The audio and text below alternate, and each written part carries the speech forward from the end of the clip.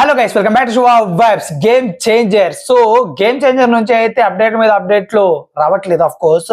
So మొత్తానికి 2 సాంగ్లు అయితే వదిలేరు. దాని తర్వాత 3వ సాంగ్ అయితే వచ్చేసింది భయ్య.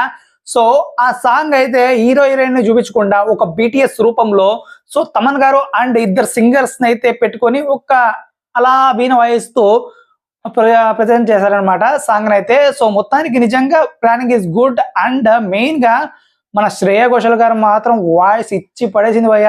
నిజంగా నేనైతే చాలా అట్రాక్ట్ అయ్యా. మెయిన్ గా ఈ సాంగ్ గురించి మాడుకోవాల్సిందే. నానా హైరానా అనే ఈ సాంగ్ లిరిక్స్ ఏవైతే ఉన్నాయో ఖచ్చితంగా కొన్ని నెలల పాటు అలా వెంటాడుతూనే ఉంటాయి భయ్య, అందులో డౌట్ లేదు. ఈ సినిమా రిలీజ్ అయ్యి ఈ సినిమా ఖతం అయ్యేంత వరకు కూడా వెంటాడుతూనే ఉంటాయి అనమాట. అంత బాగున్న లిరిక్స్ అండ్ సాంగ్ కూడా అంతే చాలా ప్లెజెంట్ గా ఉంది వింటుంటేనే.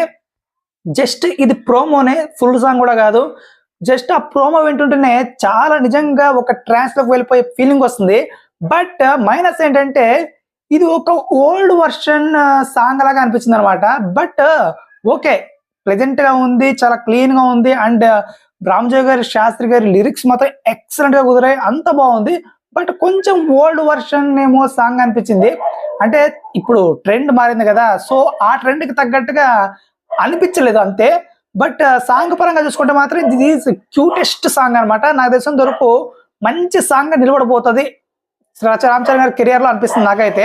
అలా రామ్ చరణ్ గారి కెరియర్ లోనే కాదు, శంకర్ గారి మెలోడీ సాంగ్స్ ఎన్నో ఉన్నాయి, అసలు మామూలుగా లేవు. ఆయన సాంగ్ ఒక రేంజ్ లో ఇస్తే విజువల్స్ తో ఇంకా కట్టిపడేస్తాడు. సో నేను దానికోసం వెయిట్ చేస్తున్నాను అనమాట.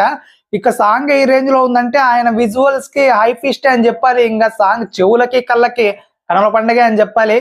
సో మొత్తానికైతే మంచి స్టాండర్డ్ అయితే సెట్ చేయబోతున్నాడు భయ్య, మంచి హైప్ అయితే క్రియేట్ చేయబోతున్నారు ఈ సాంగ్ తో, ఖచ్చితంగా అందులో డౌట్ లేదు. బట్ చూడాలి మళ్ళీ ఏ రేంజ్ లో ఉండబోతుందో ఫుల్ సాంగ్ కూడా. అండ్ విజువల్స్ కోసం వెయిటింగ్. నాకైతే 28th అదే రేపు విడుదల చేయబోతున్నారు. సో ఆ విజువల్ ఫీస్ట్ కూడా ఎలా ఉండబోతుందో చూడాలి. I'm still waiting for the visuals భయ్య. సో సాంగ్ అయితే చాలా ప్లెజెంట్ గా అనిపిస్తుంది. సో మీకు ఎలా అనిపిస్తుంది తప్పకుండా మన కంట్రోల్ తెలియచేయండి. అండ్ మెయిన్ గా మన కార్తిక్ అండ్ శ్రేయ ఘోషల్ వాడారనమాట సింగర్స్ దీనికైతే.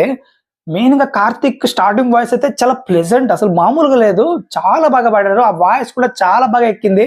అండ్ దాని తర్వాత శ్రేయ ఘోషల్ గారి వాయిస్ అయితే ఇంకంతే ఒక ట్రాన్స్ లకి తీసుకెళ్ళిందన్నమాట. నిజంగా ఈ ప్రోమోనే ఈ రేంజ్ లో ఉందంటే వీళ్ళ వాయిస్ చాలా డామినేట్ చేసింది అనమాట. లిరిక్స్ ని ఈజీగా డామినేట్ చేసిందని చెప్పాలి. అంత బాగా రామజోగి గారి శాస్త్రి గారు రాస్తే అంతకంటే ఎక్కువగా వీళ్ళ పర్ఫార్మెన్స్ దాన్ని మించేసింది నా దృష్టిలో మాత్రం. సో శ్రేయ ఘోషల్ గురించి చెప్పాల్సిన అవసరం లేదు, ఆవిడ వాయిస్ ఒక మెడిసిన్. సో మొత్తానికి చూడాలి భయ్య ఏ రేంజ్ లో ఉండబోతుందో ఫుల్ సాంగ్ కూడా.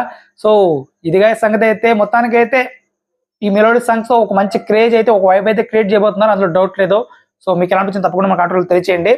అండ్ ప్లీజ్ సబ్స్క్రైబ్ శుభ. బాయ్.